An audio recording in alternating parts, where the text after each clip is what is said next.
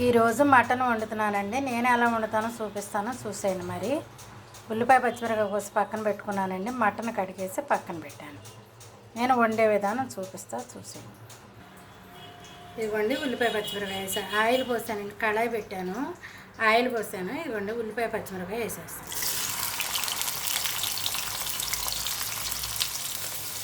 ఇదిగోండి ఉల్లిపాయ పచ్చిమిరపకాయ వేగుతుంది.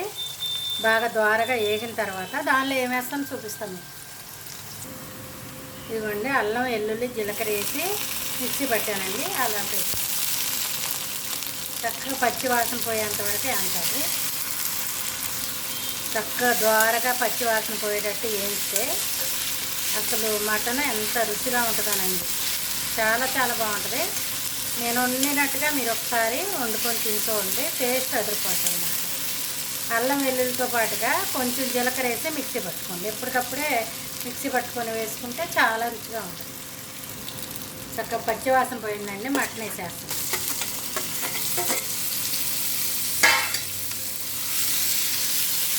కొంచెం మగ్గనేస్తానండి.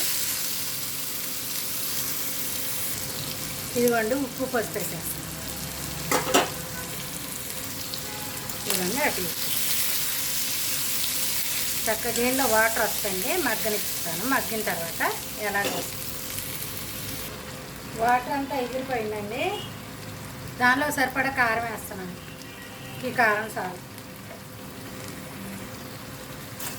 ఇవ్వండి కలిపేసాను.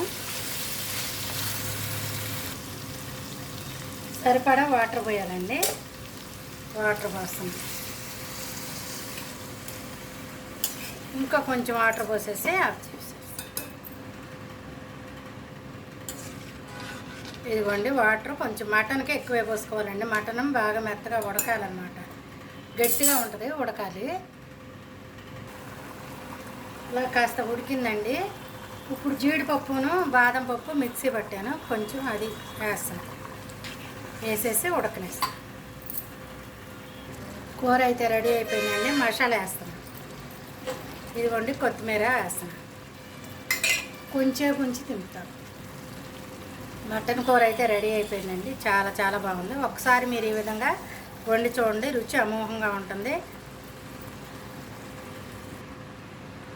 మటన్ చూసారా, చాలా చాలా బాగుంది. చాలా టేస్ట్ చూసానండి, చాలా రుచిగా ఉంది. ఒకసారి ఈ విధంగా వండుకొని తిని చూడండి. టేస్ట్ అయితే అమోఘంగా ఉందండి.